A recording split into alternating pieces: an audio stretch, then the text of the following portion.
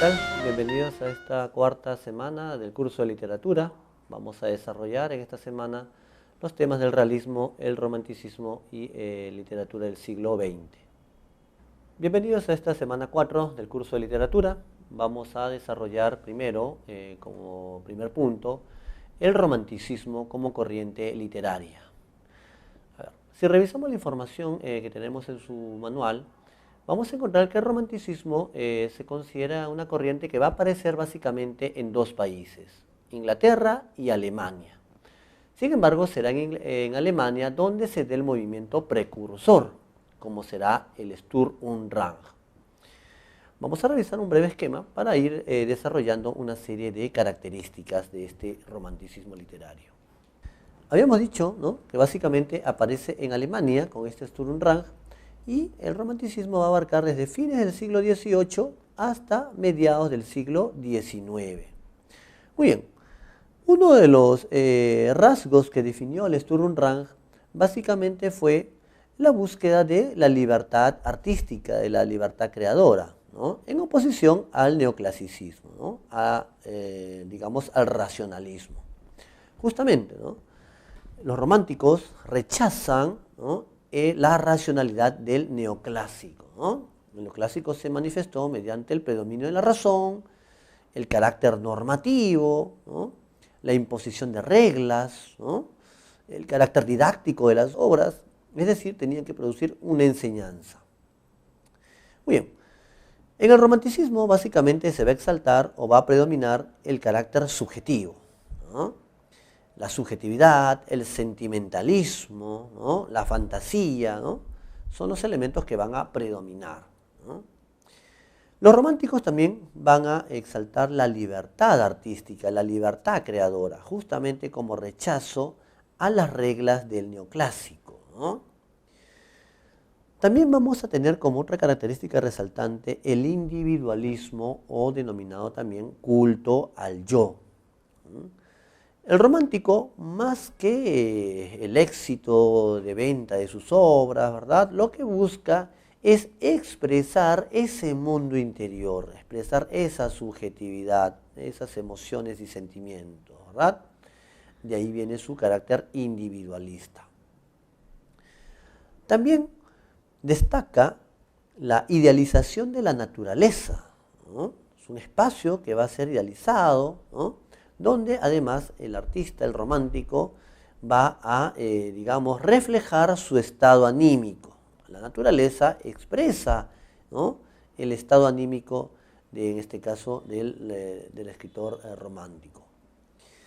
También esta corriente se caracterizó por valorar el componente histórico. Se considera que surge la novela histórica justamente durante el romanticismo. También los elementos populares. También se sostiene que hay una digamos, valoración de la Edad Media, ¿no? Por ejemplo, en los relatos de Edgar Allan Poe, muchos de sus cuentos están ambientados en la época medieval. La novela, digamos, Nuestra Señora de París, de Víctor Hugo, también está ambientada en un París medieval. Algunas leyendas también de Gustavo Adolfo Bécquer, su ambientación es en la Edad Media. Entonces, hay una fascinación de los románticos por lo medieval también. A estos rasgos se puede agregar la idea de la angustia metafísica, ¿no?, la angustia, digamos, existencial. El romántico ya no tiene el amparo de la razón, entonces se deja llevar por la idea del infinito. No olvidarse que el romanticismo, si bien uno de sus rasgos centrales va a ser este carácter subjetivo, este carácter, pues, de la exaltación de este sentimentalismo, tuvo varias facetas. Hubo un romanticismo, por ejemplo, del suspenso y del terror, como lo podemos tener en Edgar Allan Poe.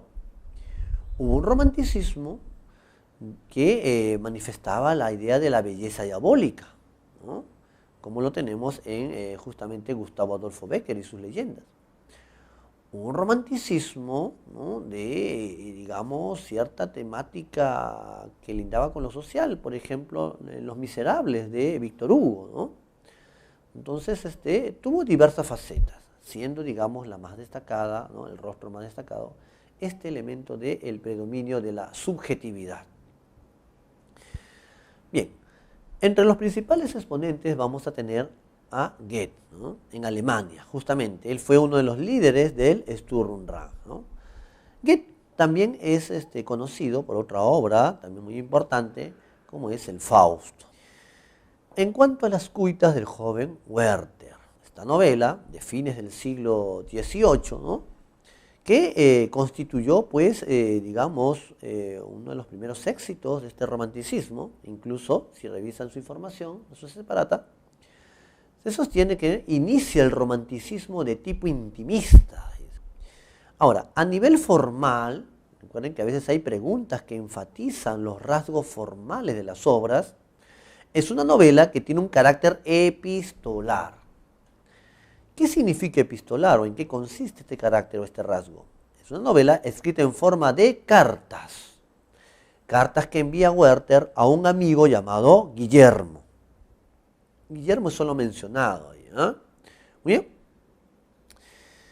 Por medio de estas cartas vamos a acceder justamente a la subjetividad de este personaje, ¿verdad? La obra comienza cuando Werther ha llegado a un pueblo, ¿no? Llamado Walheim, ubicado pues cerca de una naturaleza muy hermosa, ¿verdad? Werther es un muchacho, es un joven sensible, de un espíritu artístico, ¿no? Que ama la naturaleza. Se pasa los días pues recorriendo los paisajes hermosos, la naturaleza, leyendo poemas, las obras de Homero, pintando también, ¿no? Tiene, repito, es un espíritu sensible, es un espíritu artístico, el de Werther. Todo estaba bien, hasta que se enamoró.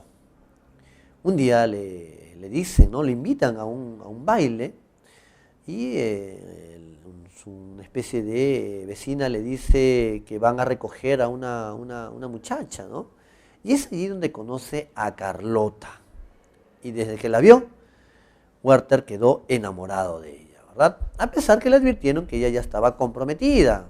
Ella, digamos, tenía un compromiso con Alberto, ¿verdad?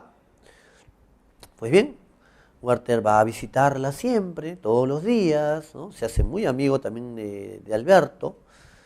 Alberto es todo lo contrario.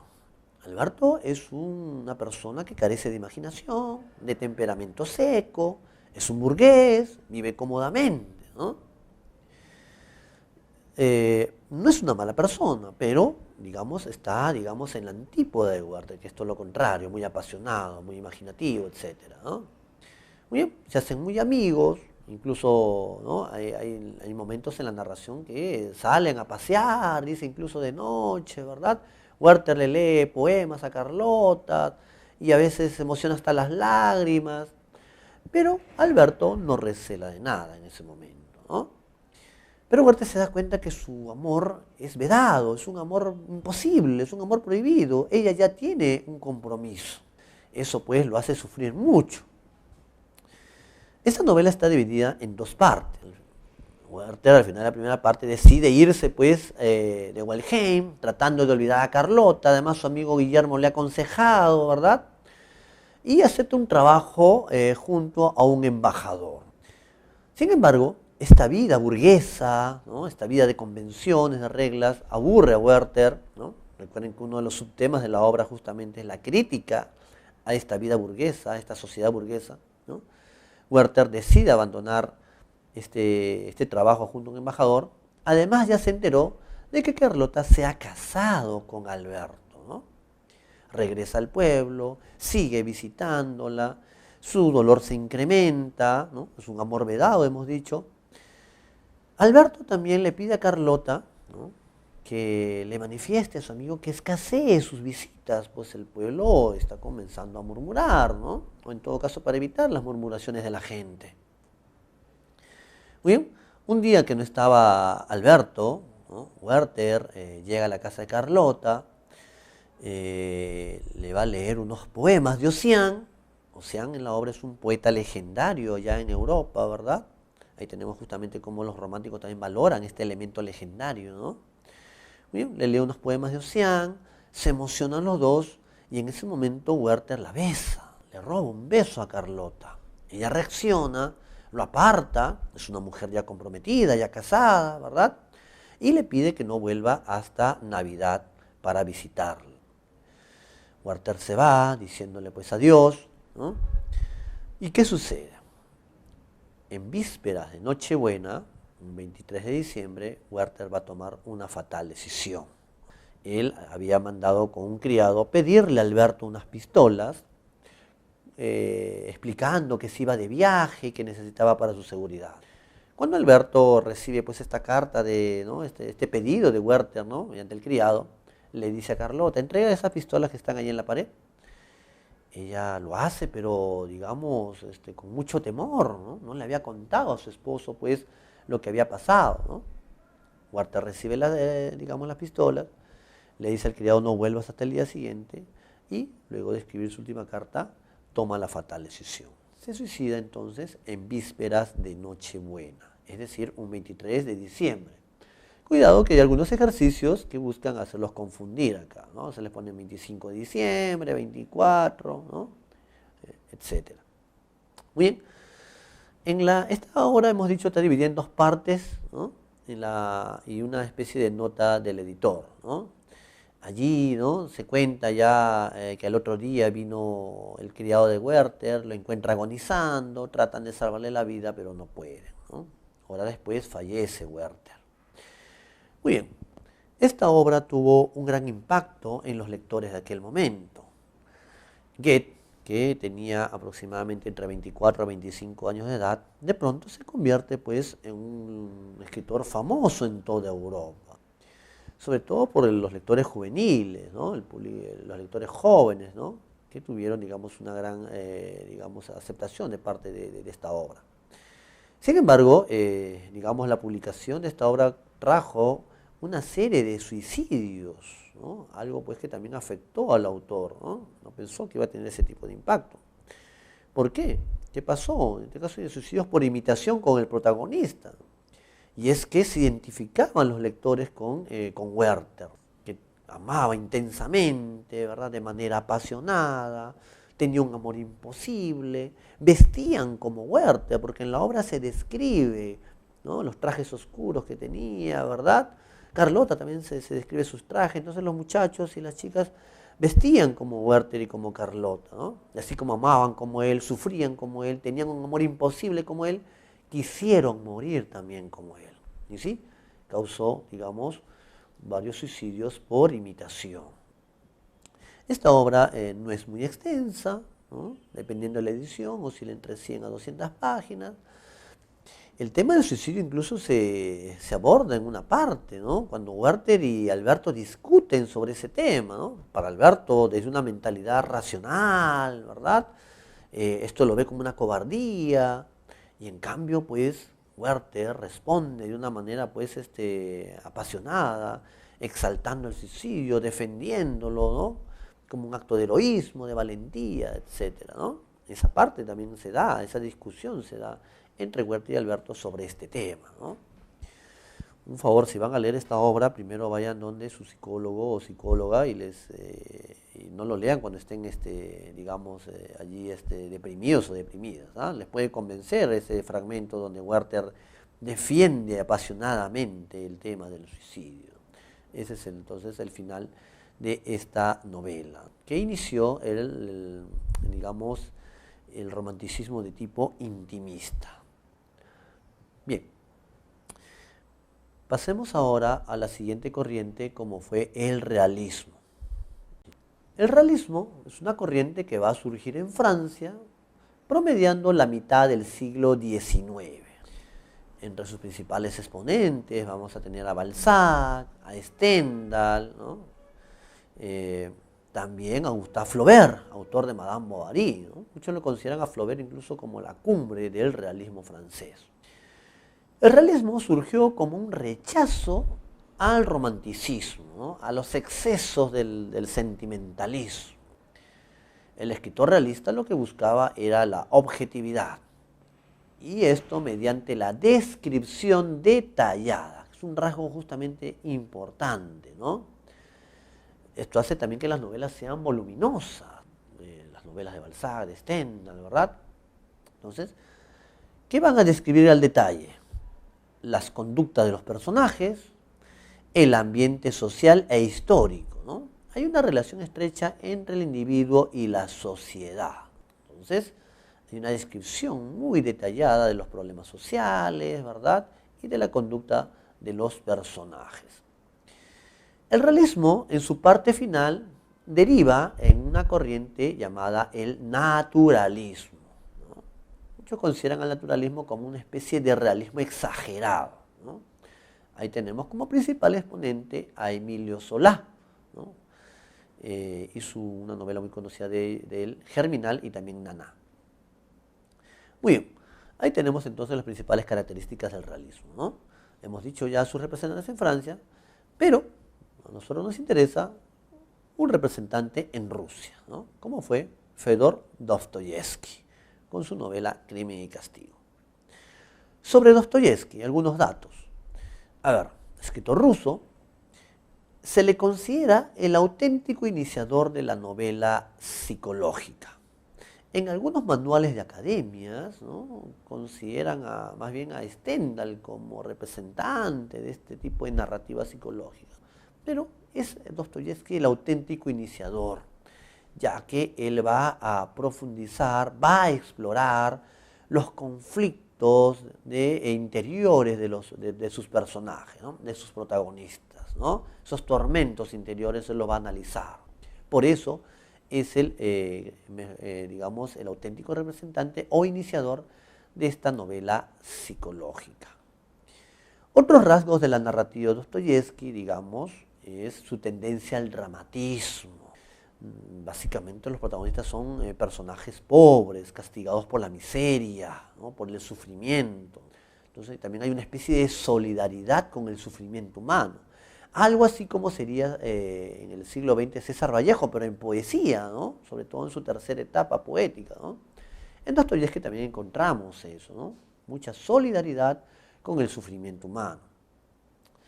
También la exploración, pues, de los conflictos éticos, los conflictos religiosos. Hay una religiosidad atormentada también en la narrativa de Dostoyevsky. Bien, sobre su novela Crimen y Castigo, ¿no? El protagonista es Rodion Raskolnikov. Rodia también se le llama de cariño. Es un estudiante, es un intelectual, ¿no?, pero que ha tenido que dejar sus estudios en la universidad debido a la miseria que padece, ¿no? Vive en un cuartucho miserable, hay días que no tiene ni para comer, ¿verdad? Vive desesperado, pues, por la pobreza extrema que lo envuelve. Su familia, es decir, su madre, Pulqueria, y su hermana, Dunia, viven en una ciudad aparte. A veces le brindan algún apoyo económico, pero él padece mucha miseria. Algunas veces tiene que acudir donde una anciana usurera, una prestamista llamada Leona, ¿no?, para empeñar algunos objetos y paliar de alguna manera su situación tan desfavorable. Un día, por medio de una carta, la madre le informa de que su hermana Dunia se va a casar con alguien a quien no ama, pero que tiene dinero, para poder ayudarlo. Y Rodion no está dispuesto a que su hermana haga ese sacrificio, así que decide llevar a cabo, ¿no?, una idea que ya venía dándole vueltas en su cabeza: quitarle la vida a Aliona, a la usurera. Rodion la considera, pues, un ser despreciable, un parásito, alguien que se aprovecha de la necesidad de los demás para hacer dinero. Entonces, un día que se entera que la usurera iba a estar sola, se dirige con un hacha debajo de su abrigo. Muy bien, con el pretexto de empeñar una especie de pitillera, Aliona se da vuelta y ella aprovecha a Rodion para matarla, ¿no? Le da un golpe en la cabeza con el hacha. Desesperado, rápidamente coge lo primero que encuentra. Sin embargo, no es un gran botín el que se lleva, y cuando está a punto de escaparse, encuentra que ha llegado Lisabeta, o Isabel, depende de la traducción, ¿no? Lisabeta es la hermana de la usurera Leona. Y Rodión tiene que también asesinarla porque no podía dejar testigos, ¿no? Sin embargo, la muerte que él había planificado y hasta justificado era la de Leona. Elisabetta, incluso él la conocía. Era un ser, digamos, caritativo, todo lo contrario a su hermana. Esta muerte no estaba planificada por Rodión. Y luego también será algo que lo va a atormentar, ¿no? Rodión tiene dos móviles para cometer este asesinato que él había planificado. El móvil humanitario es que con el dinero robado pretende ayudar a su familia, ¿verdad? Que pasa a pobreza. Pero hay un móvil antihumanitario que lo empuja. Él se considera un ser superior. Recuerden, él es un intelectual, ¿no? Él incluso había publicado unos artículos ahí en la universidad donde hablaba de que la sociedad de seres superiores y que ellos están por encima de las reglas y que podían suprimir la vida de otros siempre y cuando sea para el beneficio de toda la sociedad. Entonces, este es el móvil antihumanitario que lo empuja, ¿no? Se considera un ser superior. Luego de cometido estos asesinatos, comienza la investigación, ¿no? El juez investigador Porfirio Petrovich comienza a citar a todos los que estaban relacionados con esta usurera, Rodión también, y poco a poco se va a ir delatando. Hasta que un momento Petrovich tiene la certeza de que Rodión es el asesino, pero espera que él mismo se entregue a la justicia. En cuanto al personaje de Sonia, Sonia en la obra, su familia era muy pobre y se dedica a la prostitución para poder alimentar a su familia, ¿no? Su padre era un alcohólico, Marmeladov, incluso va a morir y Rodión, que lo llegó a conocer, apoyó con el dinero que había obtenido en el entierro de Marmeladov. Luego conoce a Sonia y si bien pues se dedicaba a algo indigno, a algo que socialmente es despreciable y criticable, Rodión se da cuenta que Sonia es un ser con, que representa, mejor dicho, el amor cristiano. Él le va a confesar lo que ha cometido y ella lo aconseja de que si quiere resarcirse ante la sociedad por el crimen que ha cometido, debe entonces entregarse a la justicia y cumplir una condena, ¿no? Por eso que en la obra ella encarna este amor cristiano que lleva o posibilita la regeneración del individuo. Bien, entonces aconsejado por Sonia, Rodión se entrega a la justicia, ¿no? Hay un juicio y allí es condenado a trabajos forzados en Siberia. 8 años, ¿no? Recibe como castigo allí en Siberia. Esta obra está dividida en 6 partes y un epílogo. En la parte final, ¿no? Ha pasado un tiempo, Rodión está en Siberia y Sonia está allí a su lado, ha ido también allá a Siberia, para darle ánimo, para darle valor, digamos, ella también está cerca de Rodión Raskolnikov. Entonces, ahí tenemos la parte final de esta novela, cuando Rodión es condenado a trabajos forzados en Siberia. Esta obra, ¿no? Se puede analizar desde varios niveles, ¿no? A nivel externo, ¿no? La novela tiene una estructura policial. ¿A qué se refiere? Toda novela o texto policial tiene una secuencia, ¿no? Crimen, investigación y sanción. Pero la riqueza de esta novela está en su nivel profundo, porque allí encontramos que es una novela ética y psicológica. Ética porque hay aquí un protagonista que se considera superior y que puede tomar la vida de otros en sus manos, ¿verdad? Hay un debate moral ahí. Y psicológica porque asistimos también al cargo de conciencia o este sufrimiento, ¿no? Del protagonista, ¿no? Esta conciencia de culpa, mejor dicho. En cuanto al tema central, ¿no? Eso Separata lo expresa muy bien, dice, ¿no? Vamos a encontrar el conflicto entre, por un lado, una perspectiva humanitaria cristiana, encarnada por Sonia, versus una perspectiva intelectual antihumanitaria, que es la que encarnaba Rodion Raskolnikov, ¿no? Entonces, básicamente serían los conflictos éticos y psicológicos de este personaje, ¿no? Los que se desarrolla en la novela Crimen y Castigo de Fedor Dostoyevsky. Pasemos ahora sí al tercer punto, como es la literatura del siglo XX. En el siglo XX se van a producir las vanguardias, ¿no? Emergen las vanguardias, un conjunto de movimientos artísticos que buscaron básicamente renovar el arte en general. En la narrativa, por ejemplo, se van a dar innovaciones técnicas como el monólogo interior, entre otros. Sobre este aspecto, sobre este punto, se desarrollará más ampliamente cuando hagamos Generación del 27 o cuando hablemos también del vanguardismo peruano con César Vallejo. O en el caso de Hispanoamérica, cuando hagamos la nueva narrativa hispanoamericana, ¿no? En el siglo XX las obras tienen una diversidad temática, una óptica muy amplia, ¿no? Entre los temas que se van a abordar en el siglo XX destaca una mirada acerca del ser humano, ¿no? Veamos el caso de uno de los grandes representantes de esta literatura del siglo XX, como fue Franz Kafka, ¿no? Con su novela La Metamorfosis. No olvidarse de otros grandes exponentes, ¿eh? Si bien no forman parte del temario, pero también en el siglo XX tenemos a Ernest Hemingway con su novela El viejo y el mar. Hemingway fue premio Nobel de Literatura. No olvidarse de James Joyce con su novela Ulises. Joyce utiliza de manera magistral esta técnica del monólogo interior, ¿no? Y así otros grandes representantes de la narrativa del siglo XX, como Virginia Woolf, ¿no? Thomas Mann, entre otros. Sobre Kafka, escritor checo, aunque escribió en lengua alemana, Kafka tuvo una difícil relación con su padre, lo cual se va a expresar también en su novela La Metamorfosis, ¿no?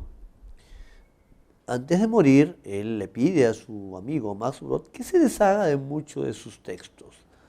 Menos mal, Max Brod no hizo caso a esta última voluntad del escritor y sí pudo conocer, digamos, obras de Kafka, ¿no? Aparte de La Metamorfosis, recuerden, tiene otros relatos. El proceso, América, entre otros. Sobre la metamorfosis, ¿no?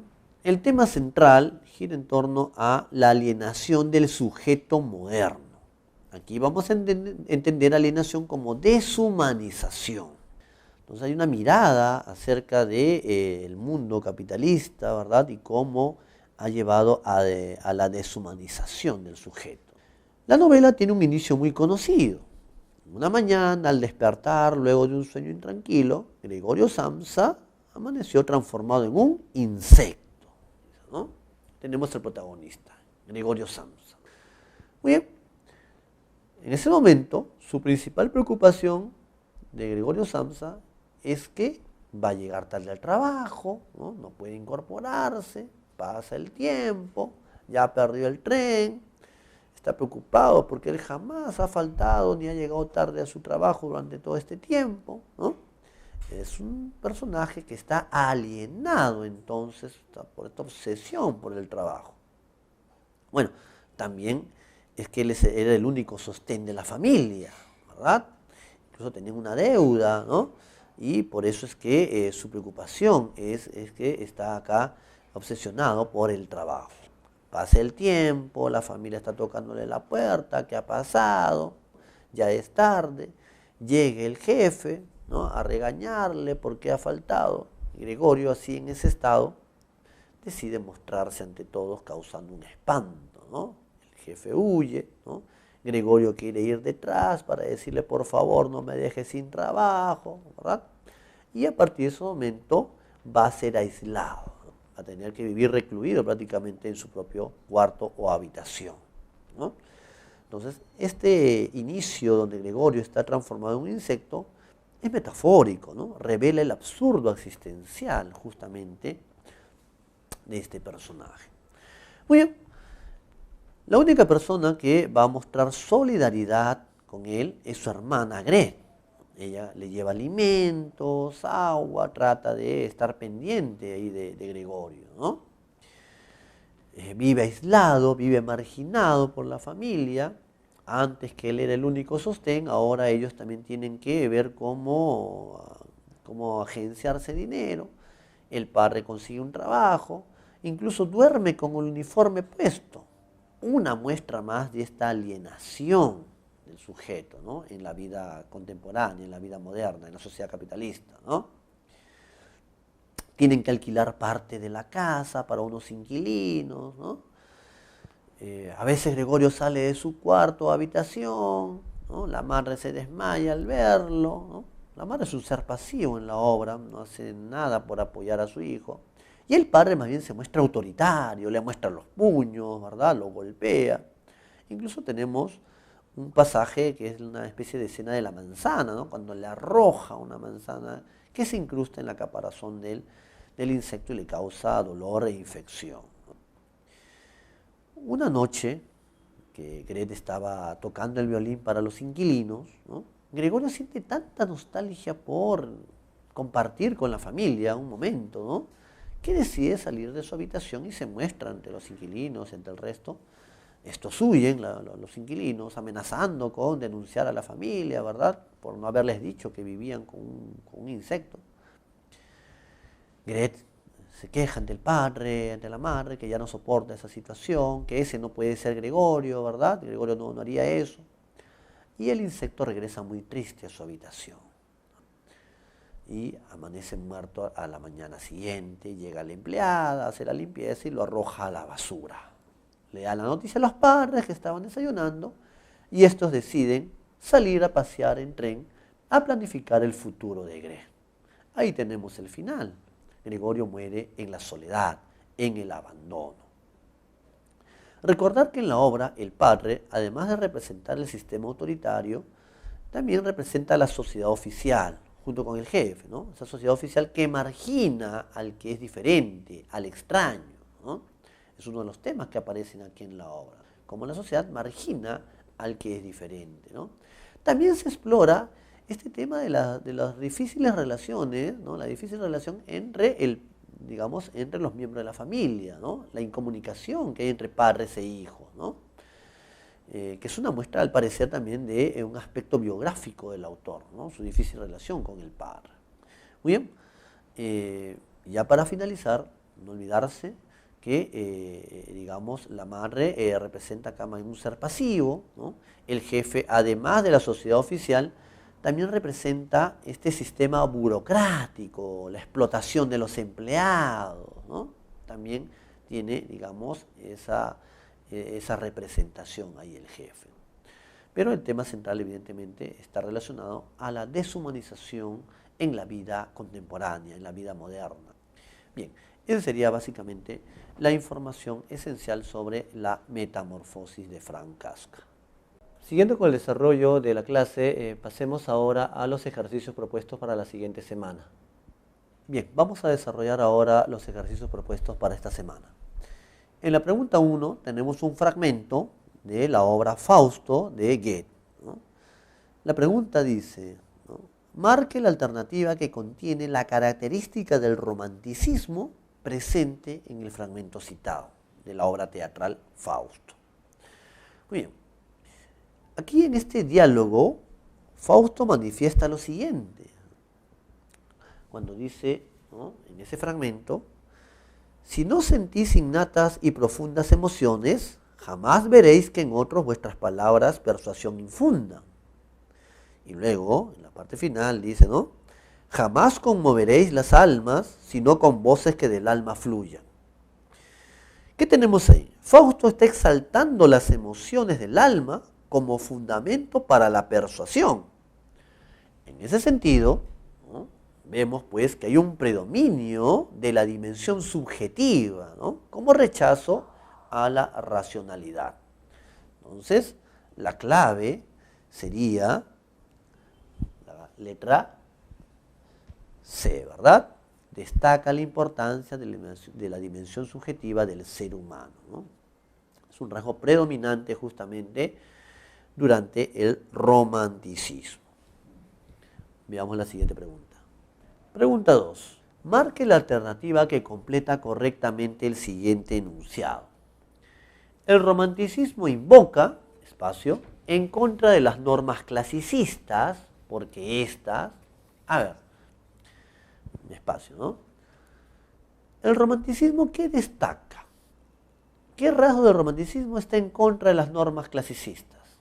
Evidentemente la libertad artística, la libertad creadora, porque estas limitan, justamente las normas clasicistas limitan la imaginación durante la composición. Por eso es que rechazan las normas del neoclásico, ¿no?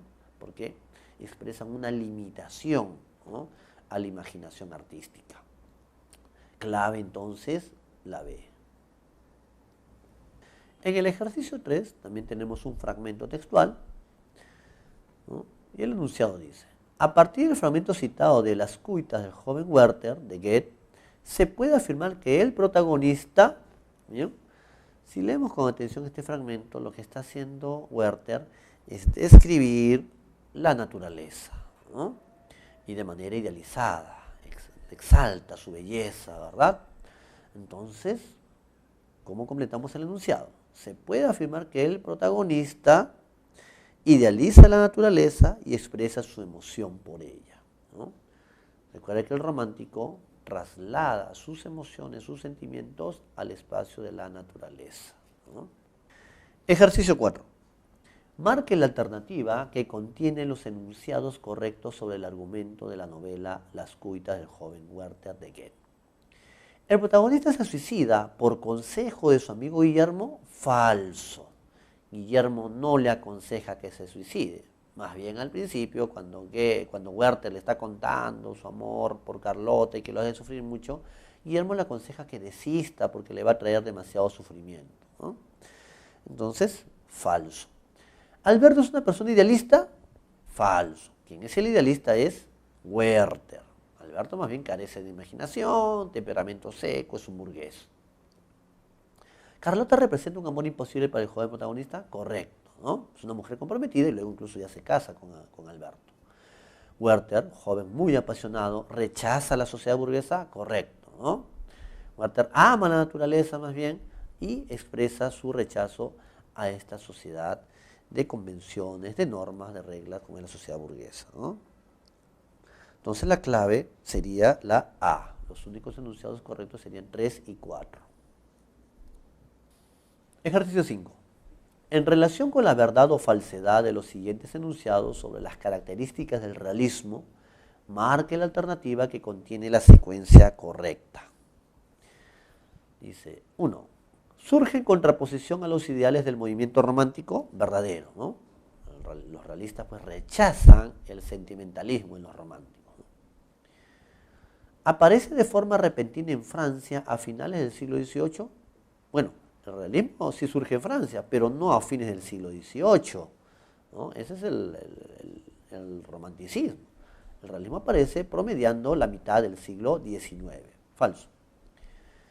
Destaca por la descripción de ambientes sociales y contextos, verdadero, ¿no? Ahí en el realismo un fuerte carácter descriptivo, ¿no? Descripción detallada de la conducta de personajes y de problemas sociales, del entorno histórico también. Verdadero. La naturaleza idealizada es uno de los tópicos de esta escuela. Falso.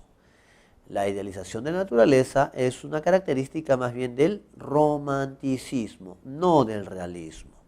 Muy bien, entonces la respuesta sería la clave E. ¿Qué característica de la narrativa de Dostoyevsky se relaciona con el problema central del personaje Raskolnikov en Crimen y Castigo? En Crimen y Castigo, Raskolnikov, ¿no?, tiene un problema, digamos, moral, ético y religioso. Y justamente, uno de los rasgos o características de la narrativa de Dostoyevsky es que sus personajes, ¿no?, digamos, lindan con este tipo de preocupaciones éticas, ¿no?, el conflicto moral, el conflicto religioso, ¿no? Recuerden, pues, Sonia, ¿no?, Crimen y Castigo, cómo encarna el amor cristiano, este personaje socialmente degradado de la prostituta, cómo encarna esta posibilidad de salvación humana. Entonces, la clave sería la A, preocupaciones de tipo moral y religioso. Marque la alternativa que contiene los enunciados correctos sobre el argumento de la novela Crimen y Castigo de Fedor Dostoyevsky. Raskolnikov mata a Leona pues la considera un ser nocivo para la sociedad verdadero. La considera pues, una especie de parásito, de ser que se aprovechaba pues de, digamos, las necesidades de los demás. El protagonista decide confesar el crimen cometido a su madre y a Sonia. Falso, porque no le confiesa el crimen a su madre. A Sonia sí, pero a la madre, a su propia madre de Rodion no. La madre de Rodion se llama Pulqueria, ¿no? Entonces, este enunciado hace que la respuesta sea falsa. Sonia representa para el joven Raskolnikov la luz de la verdad intelectual. Falso. El intelectual es Raskolnikov, ¿no? Sonia más bien representa el amor cristiano que puede llevar al individuo a la regeneración. Por eso es falso. Raskolnikov es condenado a la horca, pero este huye con Sonia a Siberia.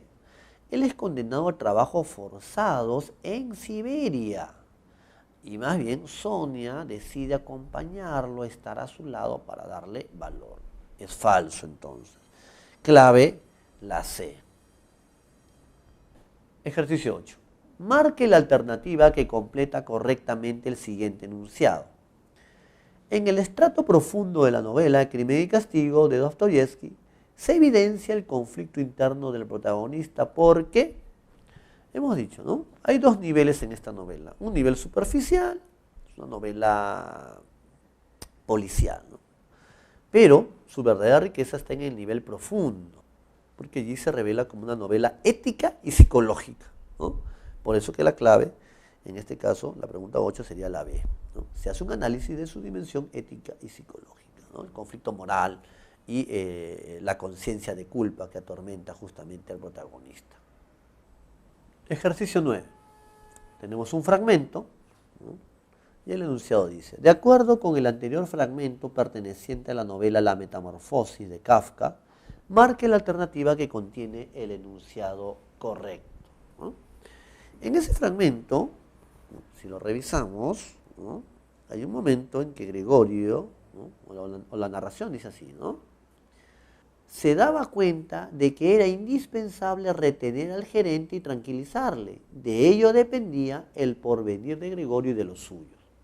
O sea, una de las preocupaciones del protagonista, Gregorio Samsa, es justamente, digamos, o es de tipo económico, ¿verdad?